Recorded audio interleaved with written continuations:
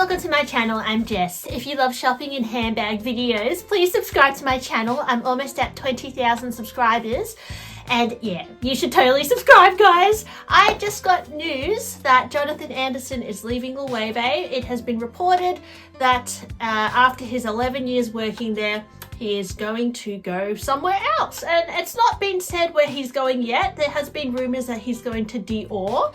And I kind of thought maybe he would be going to Gucci. However, it was announced just recently that Demna, who was the designer of Balenciaga, is going to Gucci now, which I know caused a lot of different opinions.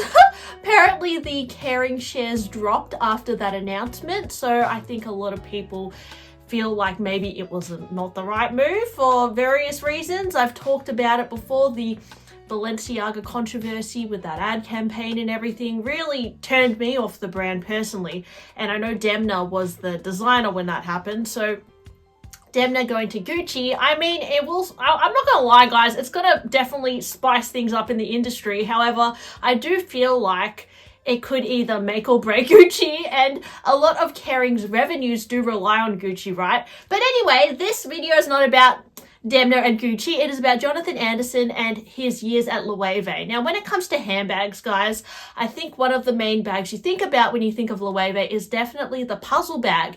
And this is something that Jonathan Anderson introduced 10 years ago. Now, he's worked there for 11 years, but I read that his first ever runway collection for Loewe featured a puzzle bag, which was an instant hit, actually. And there's been so many different variations of this bag over the years. And I do wonder, now that Jonathan Anderson is leaving, if this is going to affect the design of the puzzle bag and if it will continue to be a core piece of Loewe's collections. For Jonathan Anderson, Loewe had a lot of different bag styles as well, and actually if you look at vintage Loewe, it's very different to modern day Loewe. However, they do sometimes bring back bags of the past, like the Amazona bag is one of those bags that I think has been around since the 70s, as well as there's a bag with like a little a Barcelona bag. I think that's an older bag as well. Jonathan did introduce a few styles. I think he would have introduced perhaps the hammock bag as well, and the gate bag he may have brought in as well as like the Loewe basket bags,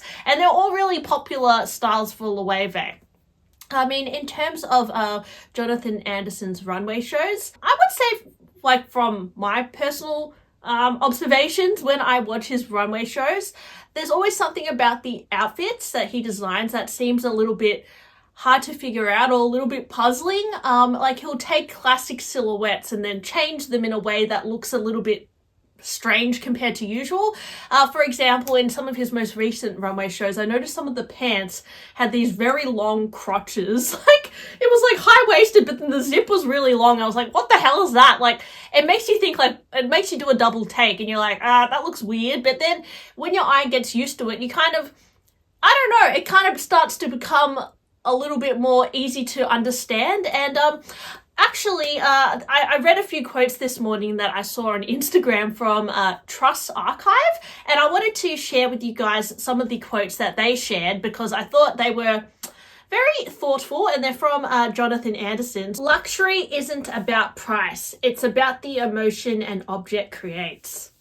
That's really interesting, isn't it, guys? And I think we can relate to that with a lot of things that we're drawn to. And I've said this before in my videos, there's always an emotional reason why we're shopping, why we're buying these bags, what draws us to the bag. It taps into something in our brain.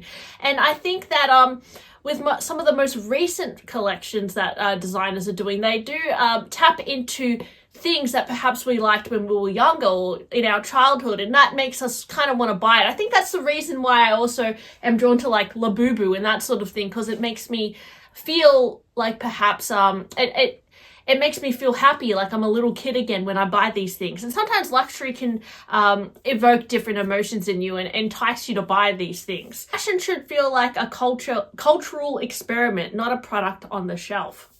That's interesting as well, isn't it?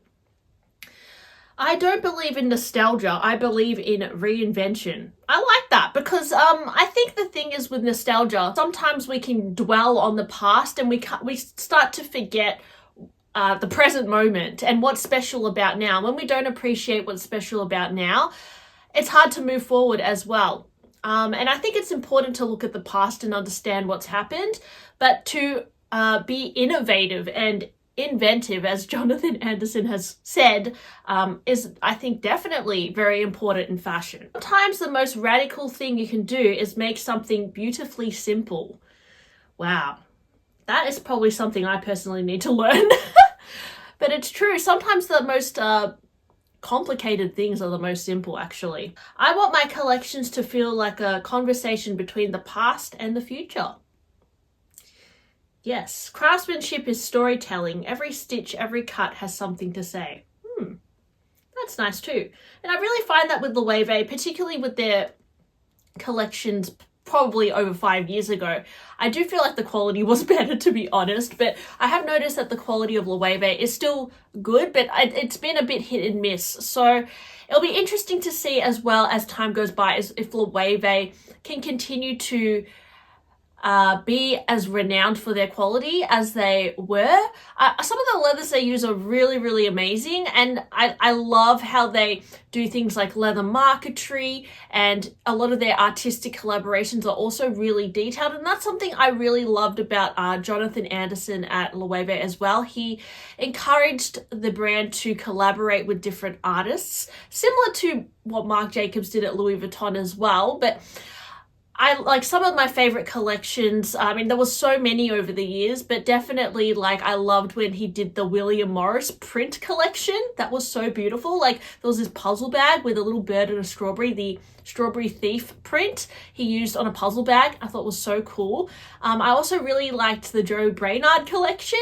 My boyfriend actually got me a card holder from that collection, which had a bit of a sense of humor to it. There was like little quotes on bags and that sort of thing. And I think a lot of people's most favorite aspect of Loewe was definitely when they did the Studio Ghibli collections, like the Totoro collection, which was so adorable, Spirited Away, Howl's Moving Castle. They were, I think, things that drew in a different crowd and definitely were very appealing to handbag collectors as well, and people who love anime and, you know, cute stuff as well. So I think Loewe really did have something for everybody. People who appreciate art, people who appreciate, you know, I guess, yeah, it did have a bit of a nostalgic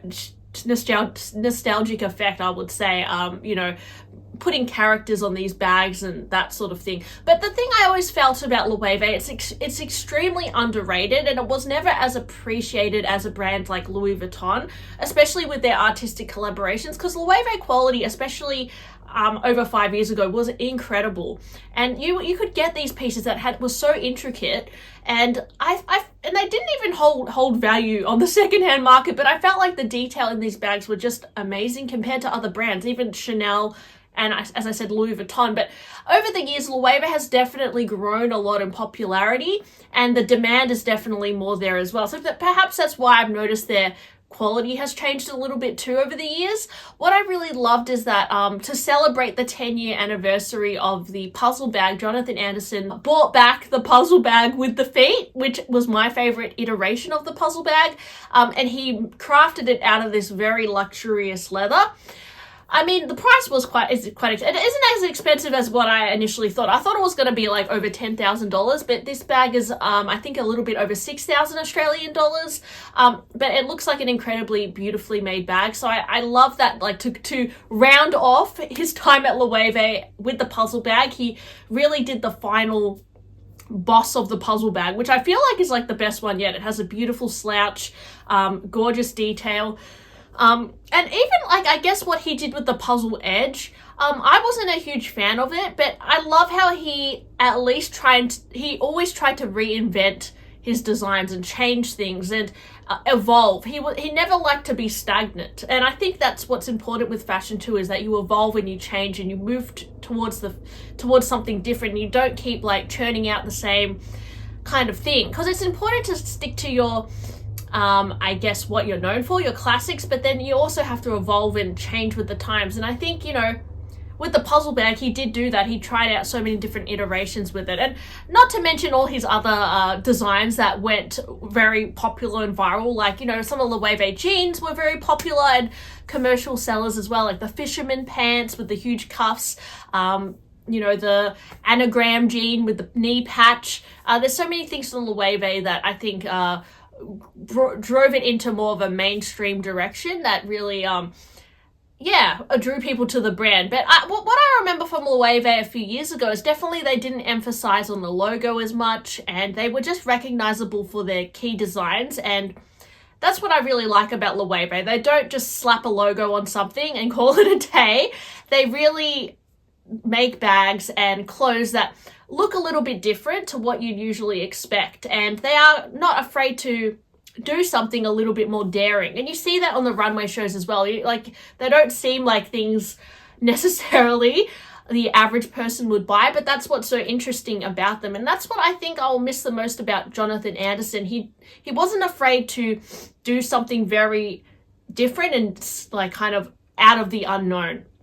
And it was very inspiring to look at. But I do wonder where he's going to go next. It is rumored Dior. I wouldn't be surprised, given all the movement in the industry. That seems like somewhere he deserves to be in like a higher, more prestigious brand, right?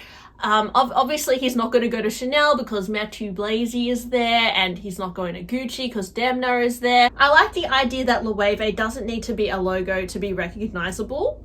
Fashion is at its best when it confuses you a little. The best ideas come when you stop thinking about what will sell. See, I think that's really important. I think that's where brands sometimes become really boring, and it doesn't become fashion anymore when you care too much, I guess, about what people want. Because the truth is, a lot of people don't even know what they want, and they don't know what they want until you really put it in their face. And you'd be surprised how many people can kind of open up their minds to different ideas if you just put it out there.